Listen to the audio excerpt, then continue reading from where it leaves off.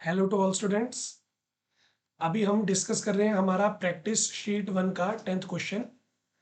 Question है हमारे पास, calculate the molality of ethanol solution in which mole fraction of water is 0.88। देखो, जो क्वेश्चन में डेटा गिवन है मैं आपको बता देता हूँ। हमें क्वेश्चन में गिवन है मोल फ्रैक्शन ऑफ वाटर। वाटर यहाँ पे सोलवेंट है, सोलवेंट का मोल फ्रैक्शन आप रिप्रेजेंट करते हो x1 से। वैल्यू हमें गिवन है 0.88। इतना ही डेटा गिवन है, इसको यूज करके हमें निकालनी है मोलैलिटी ऑफ इथेनॉल। अब मोलैलिटी ऑफ इथेनॉल आपको कैलकुलेट करना है। मोलैलिटी आप डिफाइन कैसे करते हो वो मैं आपको बता रहा हूं। Molality is defined as number of moles of solute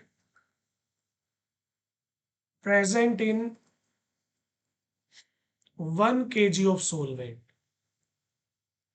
आपके पास 1 किलोग्राम सोलवेंट होगा, उसमें कितने मोल सोल्यूट के प्रेजेंट है, ये हमारी मोलैलिटी होती है। तो ये डेफिनेशन जरूरी है, क्योंकि डेफिनेशन से आपको साफ साफ पता लग रहा है कि जो सोलवेंट है, सोलवेंट का वेट हमें कंसीडर करना है 1000 ग्राम। तो डेफिनेशन से हमें हमारे सोलवेंट का वेट डायरेक्ट मिल जाएगा। और सोलवेंट यहाँ पे पानी है, क्योंकि लिखा हुआ है ऊपर इथेनॉल का सॉल्यूशन है, मोल फ्रैक्शन वाटर का है, तो ऑब्वियस है वाटर यहाँ पे सोलवेंट है।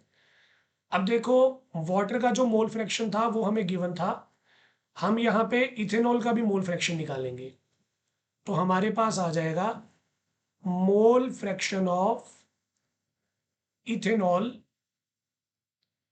और इथेनॉल यहाँ पे सोल्यूट है, तो मैं इसको x2 से रिप्रेजेंट कर रहा हूँ। इथेनॉल का मोल फ्रैक्शन हम निकाल सकते हो 1 minus mole fraction of water, तो वो हमारे पास आ जाएगा 0.12। तो ये हमारे पास हमारा सोल्यूट का मोल फ्रैक्शन जो है वो आ जाएगा। अब यहाँ पे देखो, बाय डेफिनेशन जो हमारे पास मोल फ्रैक्शन ऑफ सोलवेंट होता है वो होता है number of moles of solvent divided by total number of moles. Similarly H2 की वैल्यू आ जाएगी number of moles of solute divided by total number of moles. इसे हम बोल देंगे इक्वेशन नंबर 1, इसे हम बोल देंगे इक्वेशन नंबर 2।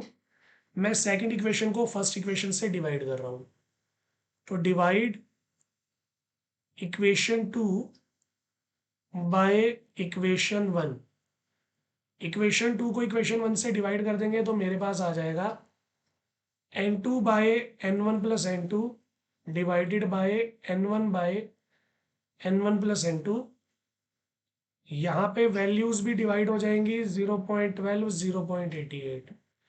डिनोमिनेटर सेम है, कैंसिल आउट हो जाएगा, तो आपके पास आ जाएगा n2 by n1 is equal to 0.12 by 0.88। तो यहाँ से n2 की वैल्यू आ जाएगी 0.12 0.88 इंटू n1। अब n1 है यहाँ पे number of moles of solvent. Solvent के नंबर ऑफ मोल्स आप कैसे फाइंड आउट कर सकते हो? देखो, सोलवेंट का जो गिवन वेट है वो 1000 है, पीछे डेफिनेशन में मैंने बताया था 1 kg सोलवेंट है। और जो हमारे पास वाटर है, वाटर का जो मोलिकुलर वेट होता है वो 18 होता है। तो इन सभी वैल्यूज को आप सॉल्व करोगे, आपके पास आ जाएगा n2। n2 की वैल्यू सोल्व होके आ जाएगी 7.57 मोल्स। यानी कि जो हमारे पास हमारा सोल्यूट है, सोल्यूट का मतलब इथेनॉल, इथेनॉल के नंबर ऑफ मोल्स हमें मिल गए हैं, वो आ गए हैं 7.57। अब मोल्स हमें मिल गए हैं तो मोलैलिटी हम फाइंड आउट कर सकते हैं। देखो कैसे, मोलैलिटी का फॉर्मूला होता है number of moles of solute